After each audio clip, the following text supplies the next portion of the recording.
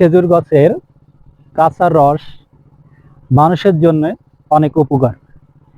এই কাঁচা রসে অনেক ধরনের প্রোটিন থাকে, ম্যাগনেসিয়াম, ক্যালসিয়াম, পটাশিয়াম, অ্যান্টিঅক্সিডেন্ট।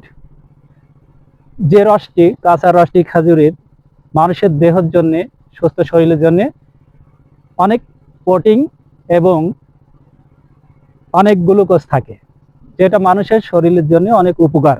এই কাঁচা রস খেলে, যে গাছটিতে রাতের বেলায় যে বন্য প্রাণীরা চলাফেরা করে, সেগুলো যে কোনো বন্য প্রাণী যারা রাতের আধারে চলে, সেগুলো বাদুড় হতে পারে বা বিষধর সাপ হতে পারে, প্রাণীও হতে পারে।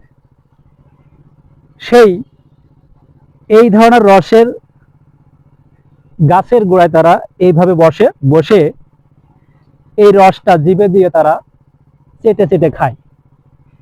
ওই বন্য প্রাণীর, বিভিন্ন প্রাণীর জিভেতে এবং গালের ভিতরে বিভিন্ন বিষাক্ত লালা থাকে। সেই লালাটা জিভে দিয়ে চাটলে এই রসের মাধ্যম দিয়ে এই ভাঁড়ের ভিতরে চলে যায়, যে রসটি ভাঁড়েতে সারা রাত ধরে এই ভাঁড়েতে পড়ে। এখন সকালবেলা যদি আপনি এটা না জেনে শুনে যদি এই রসটা, কাঁচা রসটা খান, তাহলে আপনার সুস্থ শরীরের জন্য খুব মারাত্মকভাবে অসুবিধা হতে পারে। এই জন্য আপনি এই রসটা আসলে কিভাবে খাবেন, তাহলে সেটা আপনাদেরকে অবশ্যই দেখা।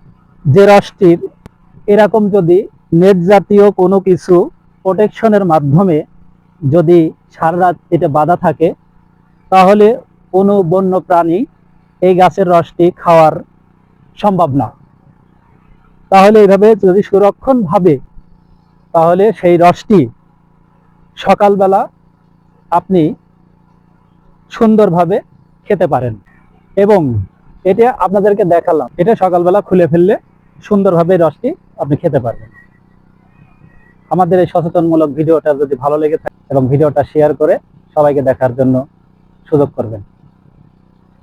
সবাই ভালো থাকবেন, সুস্থ থাকবেন। আসসালামু আলাইকুম।